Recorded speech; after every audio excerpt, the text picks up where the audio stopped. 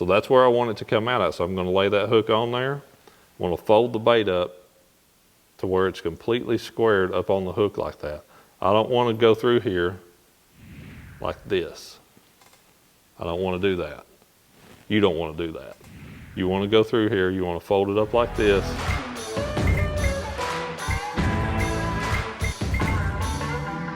Hey everybody, welcome back to the channel. We're here in the garage and I'm wanting to go through, today is gonna be a Texas rig. And that may sound extremely simple.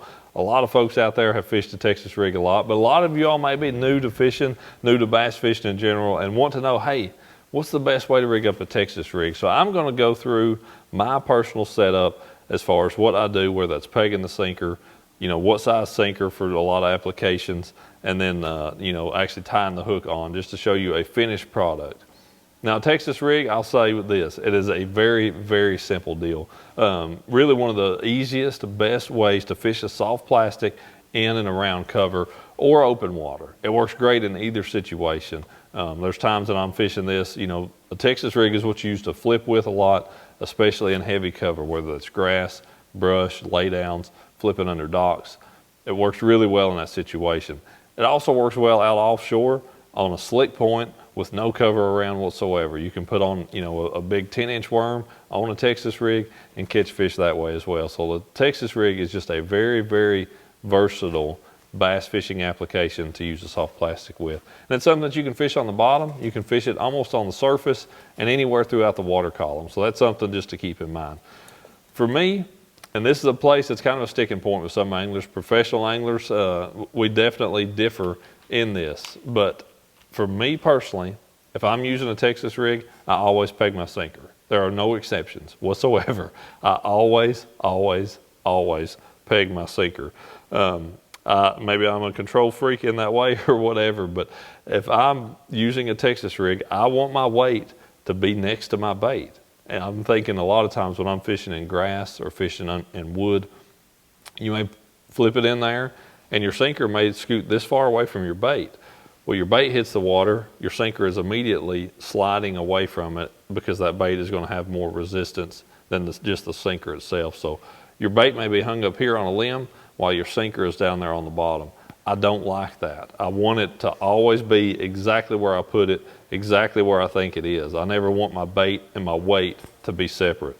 So for me, the bobber stop or the keeper system that I use, very simple deal. These are bobber stops, these are VMC. There's lots of great bobber stops out there. There's nothing really special about one over the other, but the VMC ones are just the ones that I use. And any of them, I only use the black ones. Some of them come with may have black, yellow, and red. Man, I just use the black ones. I feel like the fish may see it a little bit less than a yellow or red one.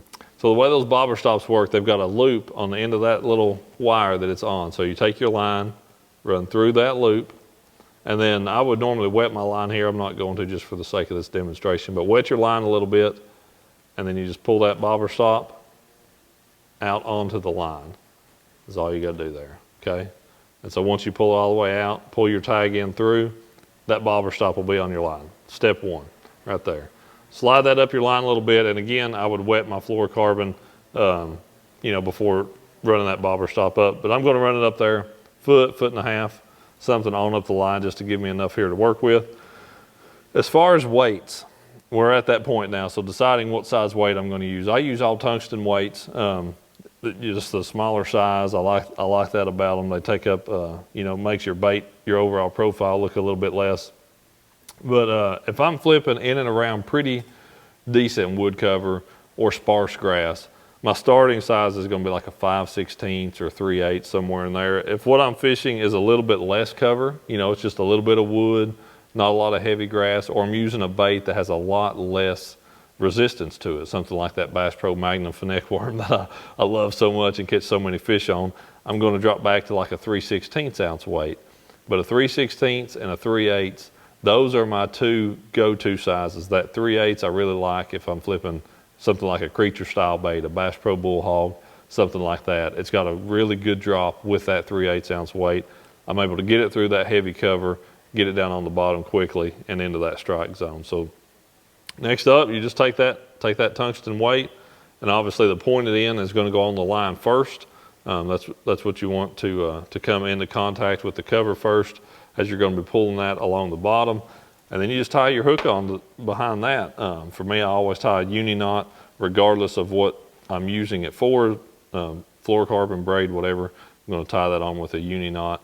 And again, a couple different style hooks. I pretty much carry the heavy duty wide gap as well as the heavy duty worm hook from VMC. Those are my two go-to hooks for soft plastics.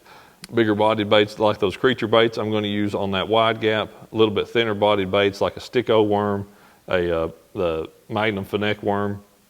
Those type of baits I'm going to use just on that standard worm hook. So run that hook on your line, no particular way, top or bottom, either way there is just fine. Tie that on with a uni knot with 6 wraps, 4, 5, and 6. Right there you go. Again, I would wet that, but for the sake of this, I'm not. So right there is your finished product. Your hook is tied on. And then if I had a bait to go on here, drop my bobber stops in the floor, I would rig that up. But what I'm going to do at that point, I'm going to slide that bobber stop down. I want to go ahead and put a bait on just so we make this show up perfectly. That's a Bass Pro Bullhog. I think that's candy bug color. That's a really pretty color when that water's pretty off colored. I find myself using more purpley colors anymore than what I ever used to. All right, so that's rigged up. If you just pull that weight up and just drop it down, right there's where it's going to sit. Okay, that's just resting on there easy. I want to pull that bobber stop down to where it's got just a little bit of wiggle room. I don't want to take it and smush it down there real tight like that. I want to have it to where it's got just a little bit of wiggle room. Okay, so it's free above it. Well, it's got a little bit of room to move. It's not, it's not pushing on the soft plastic any. Everything has just a little bit of freedom of movement. That's how I like to set that bobber stop when I'm starting to fish. And you'll see me, if you're watching anytime that I'm fishing in a tournament, every few casts or anything, I'm always checking that bait to make sure that it is, that it's not pushing down on the head of the bait or anything. Here's another big thing, something I guess I really don't even think about when I'm rigging that up. So to make that thing rig straight, and we'll slide this back up here for a second where we've got just the hook. It's a good idea if you're just starting off to really learn just how much bait to put on the top of it, as well as where to bring your hook out down here on the bottom end. So I want to have enough plastic on the top to cover the eye of the hook, okay? I don't want it to be down here like this. I don't want it to be up here like this though. I want to be just enough to cover the eye of the hook. So you can hold that up there, kind of look at it, and get a gauge for where to bring that out at. So run it right in the center. And that's typically, it brings you about to the corner of that hook. Okay, so that hard edge right there, that's about where I like to go to, right there. All right, and then I'm going to bring that out. And you're going to push that all the way around. And then slide that right up over. So you can see that there's the eye. That's just enough to go completely over the eye. It's completely embedded in the top of the bait, okay? That gives you enough meat on the top to where it doesn't tear extremely easy. You get one bite and oftentimes it rips the bait off. It's gonna hold that bait on there. It's gonna hold it secure. It's gonna stay in place for you. And then, as far as where to bring your hook out down here on the bottom, kind of do the same deal. So you've got the top of it secured. Lay that bait up there like that, where it's just hanging. You're not pulling it tight. It's not bunched up. Just hanging there nice and straight like so. And so that is going to be down here about that last rib on this Bullhog. So that's where I want it to come out at. So I'm going to lay that hook on there. I'm going to fold the bait up to where it's completely squared up on the hook like that. I don't want to go through here like this. I don't want to do that. You don't want to do that. You want to go through here, you want to fold it up like this, punch it all the way through, straight through, okay? And so now it would look like that if you just pulled it all the way down. Raise it back up, pinch the bait just a little bit, and cover the point of the hook. And then make that nice and straight. So just that little bit of hook point is all you want covered. You want to see most of that hook on the top. You don't want to see just a little bit of it. You want to see most of it. You just don't want to see the very tip of the point. That's what you want covered, because that's going to keep it weedless. But all the rest of that hook is already exposed. So when you set the hook, all it has to pop through is just that little bit right there. It doesn't take very much at all. So pull that up, cover just the tip of that hook point and all the rest of it. So now when a fish eats that whole thing, you apply just a little bit of pressure, and that hook point's going to pop right out and get him. So that is in my opinion, that's the way I rig up any soft bait that I'm going to rig weedless on a Texas rig style hook.